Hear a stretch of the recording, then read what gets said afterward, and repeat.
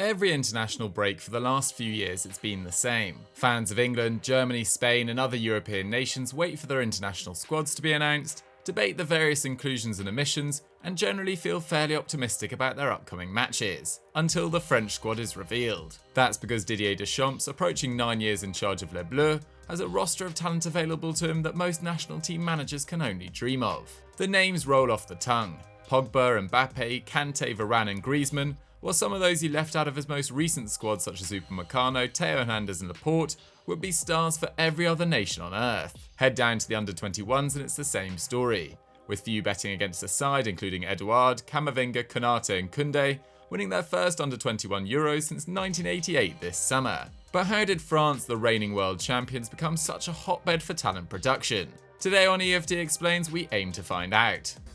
Before we get started, it's important to acknowledge that it hasn't been one smooth upward trajectory for Les Bleus. After triumphing at the 1998 World Cup and the Euros 2 years later, their results over the next 12 years were extremely inconsistent. Sandwiching an appearance in the World Cup final in 2006 with 2 group stage exits, the second amidst a squad revolt, and they failed to make it past a Euros quarter-final between 2004 and 2012. But come the 2018 World Cup, with the memories of their shock defeat to Portugal in the final of Euro 2016 still fresh in the mind, they comfortably swept all before them, scoring 11 goals in 4 knockout games to be crowned Champion du Monde for the second time.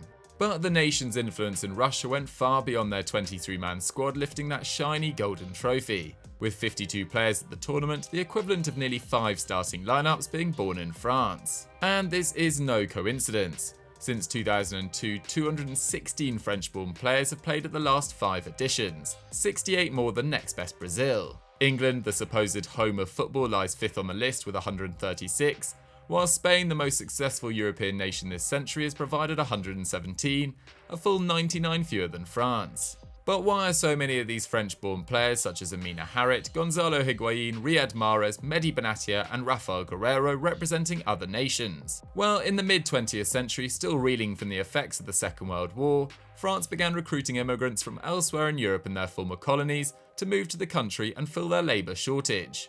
And in the 1960s, France became one of the world's first nations to create academies for scouting, recruiting and developing talented footballers, many of whom grew up in immigrant neighbourhoods where their foreign-born parents had moved to. The results were clear for all to see. The children of immigrants such as Zinedine Zidane and Patrick Vieira, who was born in Senegal but moved to France at a young age, formed the bedrock of their 1998 World Cup winning side, whilst current stars like Paul Pogba, whose parents are Guinean, and Kylian Mbappe, the product of a Cameroonian father and Algerian mother, continue that legacy.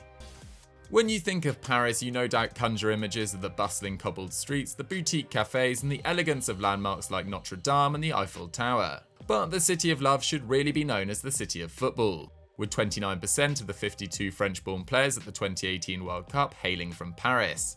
And this wasn't a one-off. Between 2002 and 2018, 60 Paris-born players represented their countries at World Cups, more than any other city on earth, 10 clear of next best Buenos Aires.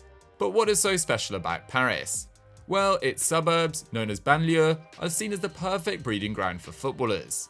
Multicultural, densely populated with a very high proportion of young people, surrounded by numerous sports facilities, football becomes a crucial part of the community. What better way for kids whose parents grew up all across the globe to bond than with the ball at their feet? The culture of fast-paced, informal matches played on small cage pitches creates a technical expertise and individual flair that very few academies will ever be able to top.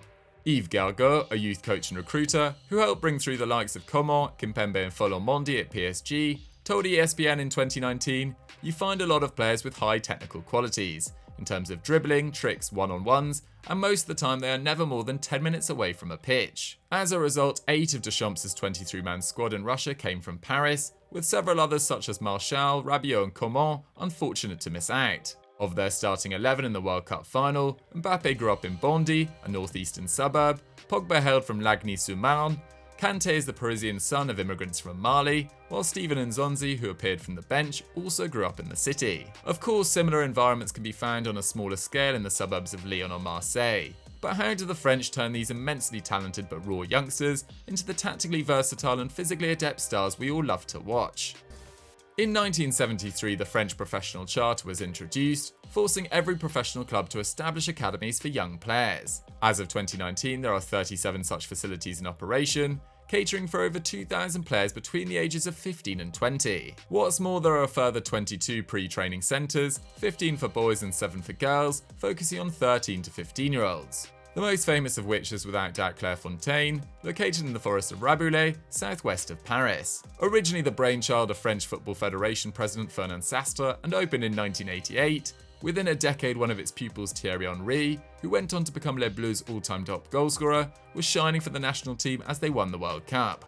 And 2 years later, a fellow graduate, Nicolas Anelka, tore up the Euros. And it's not difficult to see why the facility has created such talented footballers. They pick the best players between 13 and 15 from the surrounding regions and train them between Sunday and Friday before they go off to play for their clubs at the weekend. Hidden away in a forest, the centre boasts 5-star hotels, libraries, cinemas, 7 grass pitches, 3 synthetic ones, a fitness centre and a restaurant. It is, in other words, the ultimate development centre, with the English version St George's Park crafted in its image. Gerard Houllier, the former Liverpool manager who worked within the federation in the early 1990s, explained, "The buildings are more than a fantastic tool. They are a cornerstone, a vision, a philosophy, a place of unity." With a focus on tailored development that sees first-year students focus on improving ball skills, before then concentrating on team structure and awareness, before finally moving on to full-size pitches in their second year, Clairefontaine provides the environment and coaching that every developing footballer needs. The clarity of thought is clear. All age groups train in 4-3-3, the formation the FFP believes is the most flexible and creates the most space, while students' personalities are tested as much as their physical and mental capabilities, using state-of-the-art technologies. With a lot of students coming from more impoverished backgrounds, patience is key. Thierry Henry was one such example. Joining the academy not long after his parents divorced, he was initially ill-disciplined and struggled to gel with his teammates. André Merle, a former coach there, told The Telegraph, he was very intelligent, but at the start one of the few who didn't work out. That changed. He quickly became much more diligent. Such is the quality of training that clubs often scout Clairefontaine directly. Anthony Martial signed for Lyon after impressing during a trial for the National Academy, whilst Man United considered signing Varane in 2011 after hearing rave reviews. Whilst the likes of Henry, Anelka, Saha and Gallas, and more recently Ben Arfa, Rafael Guerreiro and Blaise Matuidi are all graduates, the jewel in their crown is without doubt Mbappe, who donated a sign which hangs on the walls of the academy which reads, "Thank you INF for these 2 unforgettable years." But Mbappe doesn't just have to thank the facility for crafting him into the player he is today, but also for guiding him on the right path. On the advice of his coaches, he rejected the advances of some of Europe's biggest clubs to continue his journey in the Monaco youth setup, a decision that paid dividends, with his 27 goals in 60 games for them as a teenager, helping the Monegasques to a league title and propelling Mbappe to global superstardom. It would be unfair to just attribute all the success of Les Bleus to Clairefontaine and Paris, however, with Ligue 1 itself playing a crucial role in talent development. Often derided as a development league at best and at worst irrelevant, Ligue 1 has worked tirelessly to rid itself of that inaccurate moniker of Farmers League. But the truth is that it has taken a while to catch up. Marseille failed to build on their unlikely 1993 Champions League triumph, and ended up losing themselves in the controversial Bernard Tapie era amidst match-fixing, political infighting and financial difficulties, whilst PSG had only won 3 league titles in 40 years prior to their change in ownership. And although Lyon won 7 consecutive titles in the early noughties, between 1994 and 2012, teams including Lens, Nantes, Bordeaux, Monaco, Auxerre, Montpellier and Lille were crowned champions, giving the division a provincial feel. But soon the talent created in footballing hubs like Paris and Marseille filtered around the country, and Ligue 1 became faster, slicker and more dynamic. The impact was obvious. Suddenly Ligue 1 attendances started shooting up, with the average in 2018-19 rising to just under 23,000,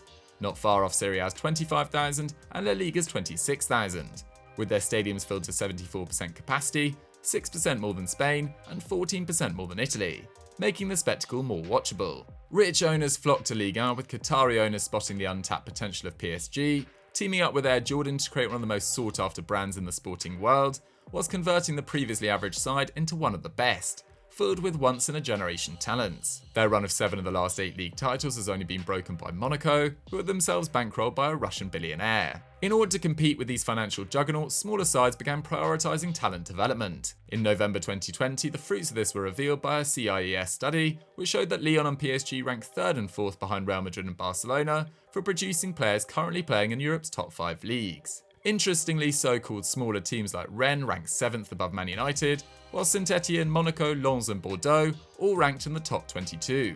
Ligue is acutely aware of its USP, announcing in 2018 that its marketing slogan would be League of Talents, which only looks set to continue with the likes of Ryan Cherki, Adil Aouchiche and Sofiane Diop, all 20 or younger.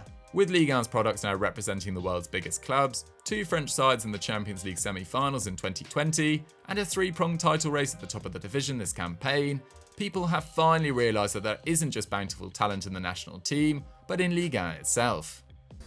So guys, that was our EFD Explained on why France produces so much talent. What did you guys think of it? Please let me know your thoughts and what you want to see us cover next on this strand in the comment section down below. If you've enjoyed this video, don't forget to smash that like button, subscribe to Eurofootball Daily and click on screen for another great EFD video, and I'll catch you next time.